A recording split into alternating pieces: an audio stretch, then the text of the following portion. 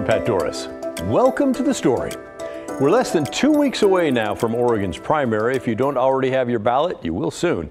And some of the races are getting very heated. The political ads are everywhere, of course. We'll get to that in a moment. And yes, by the way, our political ad fact checks are back by popular demand.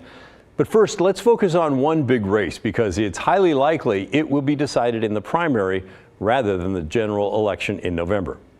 It's Congressional 3rd District for Oregon. It represents most of the Portland and East Multnomah County, parts of Clackamas, and out to Hood River County. It's been held for decades by Democratic Representative Earl Blumenauer. He announced last year that he'd be retiring, and 3 frontrunners are now trying to take this very blue district. Dr. Maxine Dexter, she's a state representative right now and also a pulmonary and critical care doctor. She's there on the left. Susheela Jayapal is a former Multnomah County Commissioner, and Eddy Morales is a Gresham City Councilor. Because the 3rd District is so heavy with Democrats, it's likely that whoever wins this primary will go on to win the election. Now, the time for that candidates to pull out the stops is right now, and they certainly are. Last week, 2 of those candidates essentially ganged up on the other one, accusing her of taking dark money, and they're pushing that message hard in the final stretch of the campaign. Susheela Jayapal and Eddy Morales held a joint press conference last week calling out Maxine Dexter for big campaign donations she's received from a group called 314 Action. They've given about $1.6 million to Dexter's campaign. Jayapal and Morales accused Dexter of accepting what they're calling dark money. Maxine Dexter has said repeatedly that she agrees that we need transparency in politics. In fact, just 2 months ago, she supported the landmark campaign finance reform law that we passed here in our Oregon legislature. But now, hypocritically, she is relying on 314 Action, a DC-based dark money group that can drop millions of dollars into any single race. These groups act as fronts for donors so they can get around our campaign finance and disclosure laws. Morales and Jayapal are accusing 314 Action Group of being a front for far-right Republicans aligned with Donald Trump, trying to take them out of the running.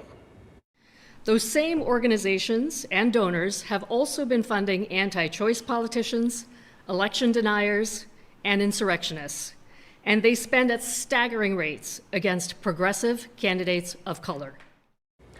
If you look at 314 Action Group's website, that actually does not seem to be the case. They say they're on a mission to elect more scientists to office, everywhere from Congress down to local offices. They specifically state that they're focused on recruiting, training, and electing Democrats who have a background in science. Maxine Dexter, a doctor, does fit that bill. They say they want scientists because they're working to fight for reproductive rights and issues like climate change. The candidates that group endorsed all have science backgrounds, and several of them are people of color, including another Oregon race where they've endorsed Representative Janelle Bynum, an engineer, for the 5th District race. We asked Jayapal and Morales where they're getting the idea that 314 Action Group is funded by what they call MAGA Republicans. What we know is that there are MAGA Republican donors and groups that are funneling money into elections. We're asking for transparency. So what we know is that this spend for 314 Action is outside anything that it has ever done before. It's never spent this kind of money in a race before. We know that the pattern of donations that they've been receiving in recent months have been very unusual for them. And so we're asking for transparency. So, no. They don't have any hard evidence connecting 314 Action Group to far-right Republicans. They just think it could be out there because the donors are secret up until the day before the election. Now, that disclosure deadline is May 20th and the primary is May 21st. And since Oregon voters all get their votes by mail, many of your votes will already be cast ahead of that deadline. They're also concerned about why 314 Action is spending so much money. Again, $1.6 million in the final stretch of the race. It's more than they spent on independent expenditures for the entire 2022 election cycle. Jayapal says she thinks the donors could be connected to a group called AIPAC, the American Israeli Public Affairs Committee. I have known for some time that groups like AIPAC are considering coming into this race to oppose me. That is a group that has been receiving donations from Republicans. It has been interfering in Democratic primaries against progressive candidates. And so, I think both Eddy and I want to know where the money is coming from so that we can have the kind of transparency and integrity that voters deserve. There is some reporting that might back up her claim. The Intercept is a nonprofit online news organization that started out as a hard-hitting investigative site focused on national security, but more recently has focused on political races. Politico calls them, quote, the loudest voice attacking Democrats from the left. So The Intercept reports that AIPAC is secretly intervening in Portland's congressional race specifically to take down Susheela Jayapal.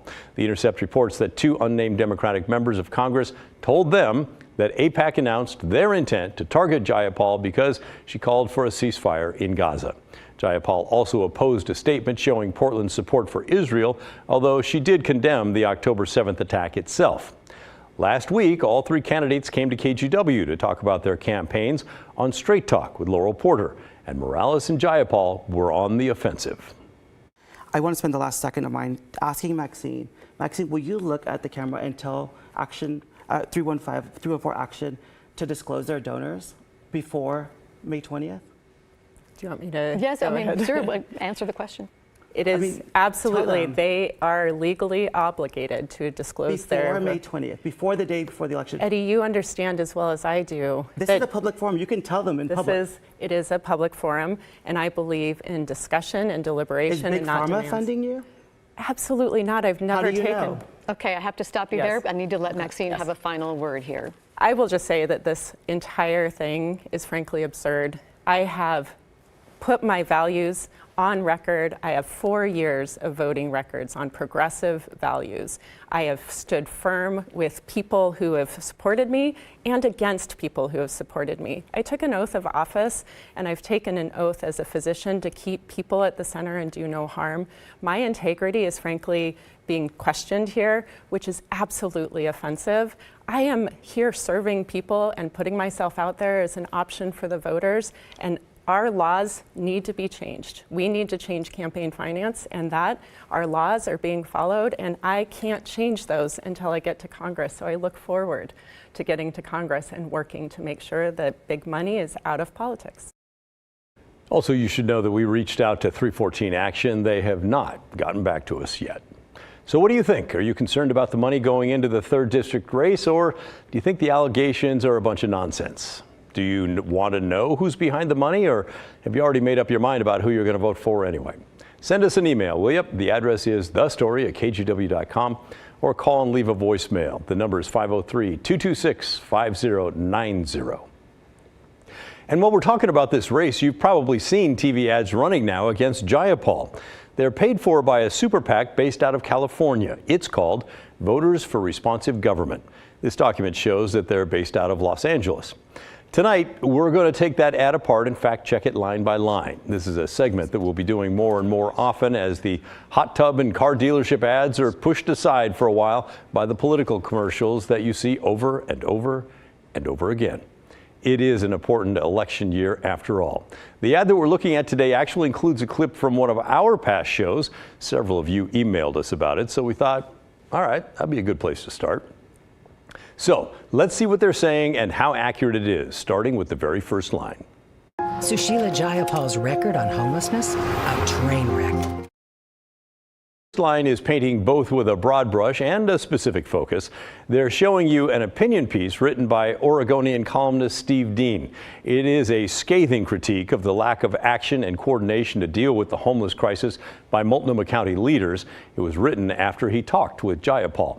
She was a member of the county board, so the criticism is fair, but it's also an opinion, not necessarily an objective fact. The political ad makes it sound like Jayapal personally failed when it came to working on homeless issues, which, might be stretching things a little bit. Let's go to the next line. The governor took back millions in homeless funds after Jayapal and the commission failed to use it. Now, this line is absolutely accurate. It is a fact. It's also pegged to an Oregonian article, this one from September of 2023. Governor Kotek did take back $2.7 million of the $18 million she'd given to the county last spring to help with homeless issues. The money was instead sent to Marion, Polk, and Clackamas counties, as well as Central Oregon, to help with their homeless problems. Again, Jayapal was not personally responsible for not spending the money, but as part of the county board, which directs county operations, the criticism is fair. This next line sounded familiar to me. Multnomah County is sitting on tens of millions of dollars that they've not spent on homeless programs. So I can tell you, yes, I did say that more than once, and yes, it was accurate. This is the second time a clip from our show has been included in a political ad locally. I'm still not 100% sure how I feel about that. For those of you wondering, it is legal under something called the Fair Use Doctrine, which allows small parts of copyrighted material to be used like that. Our show is copyrighted. Overall, I guess I'm glad political types are watching. I guess I'd say tell your friends. There's always room for more. All right, moving on. They forfeited money that should have helped the most vulnerable. And instead of fixing her mess, Jayapal resigned to run for Congress. Both of those claims are accurate. The homeless money the governor took back went somewhere else, and Jayapal did resign from her county seat as soon as Congressman Earl Blumenauer announced that he would not run for re-election. But again, that last line in the ad makes it sound like Jayapal was running away from a problem, and I do think that's kind of a stretch. It's more like she was running toward an opportunity. So, overall, is this ad accurate? Yes. When it comes to specific claims, the first line is an opinion, but it's based on facts. The other lines are accurate as well, although framed in a way that could be misleading. And that's the key with so many of these ads. For the most part, they are factual, but they're framed in ways to sway your opinion. Whether that's cementing the way you already feel about a candidate or to sow doubts about the candidate you're leaning toward. You will definitely need to decide if you think the overall thrust of this particular ad is accurate and how it may affect your vote. If there's a political ad that you're already tired of and you want us to break down line by line, or one that's really raising your eyebrows when it comes to claims being made, let us know, will you? It helps if you tell us an approximate time that you saw it air here on KGW, or find the ad online and send us a link. Email us, will you? The address is thestory@kgw.com, or call and leave a voicemail. The number is 503-226-5090. Still to come on the story, Portland City Council unanimously passed a new homeless camping ban today, with the goal of this one surviving any legal challenges. But in order to do that, was it watered down to the point of all talk, no action? Blair Best will explain when the story returns.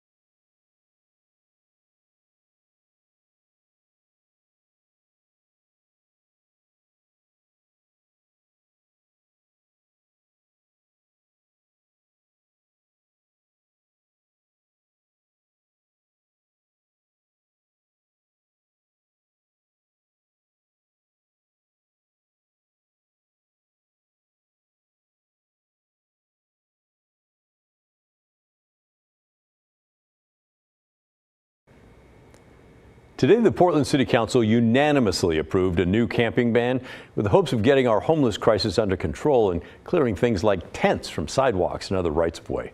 This new ban goes into effect immediately, though enforcement won't happen for several weeks, so take that for what it's worth. This is basically a watered-down version of a previous camping ban. The 8-to-8 effort was challenged and blocked in court. Blair Best explains what's different this time around and what you should expect. I vote aye, and the ordinance is passed as amended. Wednesday morning, inside Portland's temporary council chambers, commissioners voted unanimously to make it illegal to camp on public property when shelter is available, effective immediately. And I believe that this ordinance represents a significant step forward in our ongoing efforts to manage public spaces effectively. Now, this may sound familiar, and that's because last year, City Council passed a similar yet stricter camping ban, when if violated, homeless people would get a series of warnings before facing a $100 fine and/or up to 30 days in jail. That was challenged in court, so Mayor Ted Wheeler revised it, lessening jail time to up to a week, replacing the warnings with options for diversion services, and making it so when shelter is not available, camping is allowed, but with many restrictions. So that's what Council passed Wednesday. Commissioner Renee Gonzalez, despite voting yes, had major concerns.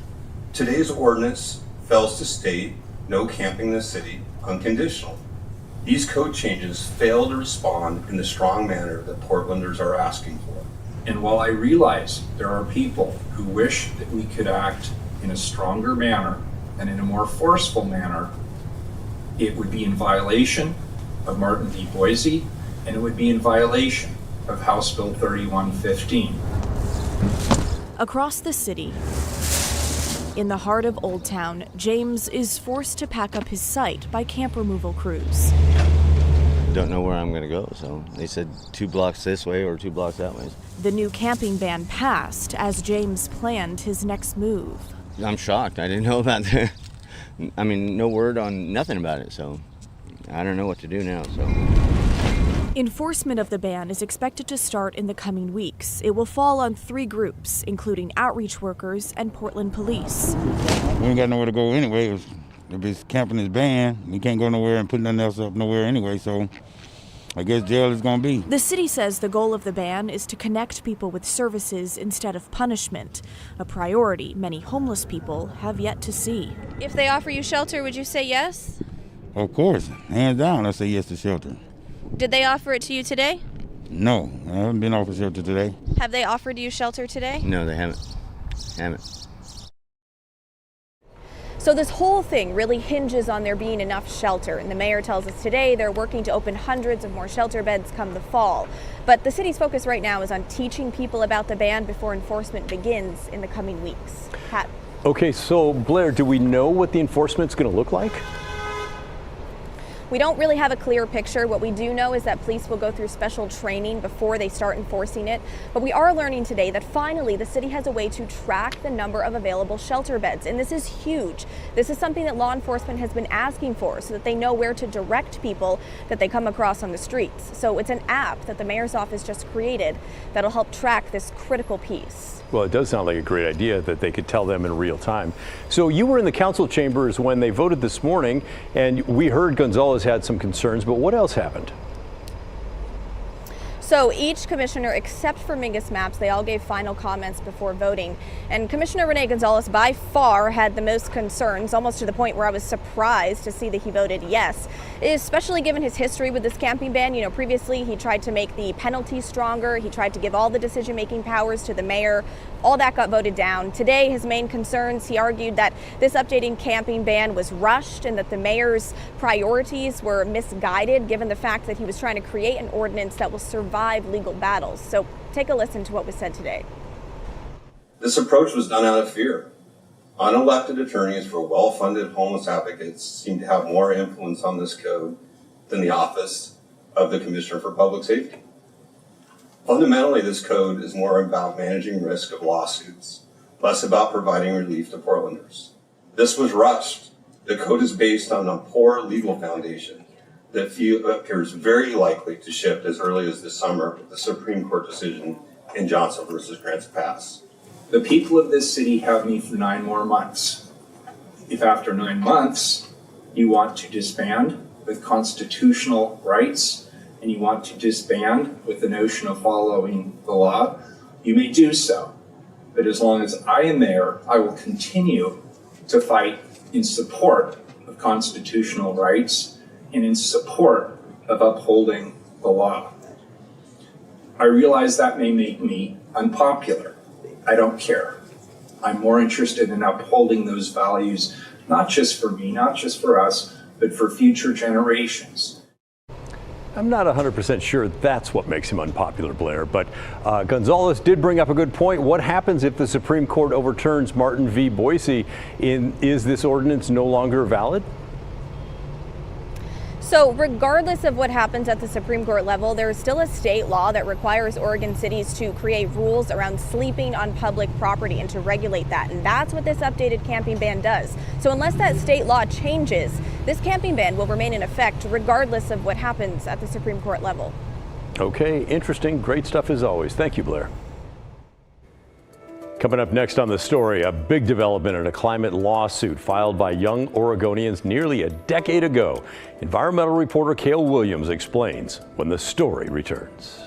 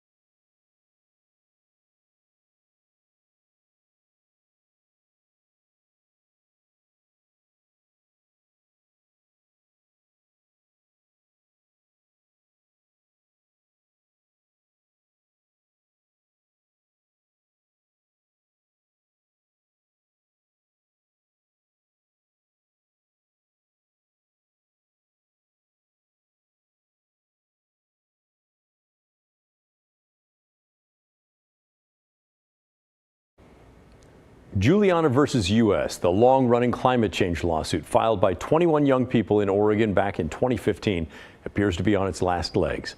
After nearly a decade of dismissals and reinstatements and dismissals again, a panel of federal judges again recently ordered the case dismissed. But the lawyer for the young people behind the case say they are not done fighting yet. This summer is shaping up to potentially be their final stand, however. Environmental reporter Cale Williams has the story. The landmark climate lawsuit, filed in Oregon by 21 young people nearly a decade ago, suffered a major setback recently. Juliana versus U.S., named for the lead plaintiff, Kelsey Juliana, was struck down by a 3-judge panel of the Ninth Circuit Court of Appeals last week. Julia Olson is representing the plaintiffs. And the decision is flat wrong. The lawsuit alleges that the federal government has failed to protect the young people's right to a stable climate. Olson said it was particularly disappointing to see the Department of Justice fighting this case so forcefully under President Joe Biden, who is seen by many as an effective leader on climate. I think it really goes against what the Biden administration claims to stand for, which is working hard on climate, working hard to protect young people, working hard to protect the rule of law. The Department of Justice has argued that climate change is too big of a problem to be fixed by the courts. Instead, they say, the plaintiffs should be seeking a remedy in the legislature. Olson said many contentious issues have been decided by courts, things like same-sex marriage, school segregation, and women's rights. Beyond that, she said asking a group of minors to seek a legislative solution to climate change ignores their status as minors. To tell a group of people who are under the age of 18 that they don't have any rights, and they need to go to the political branches when they have no ability to vote and no economic power to lobby, is really a further injustice. While the latest ruling is certainly a setback, Olson said she's not done fighting. So we do plan to now petition for en banc review, which means that a panel of 11 judges on the Ninth Circuit would hopefully take up the case and review that decision and correct it. Cale Williams, KGW News.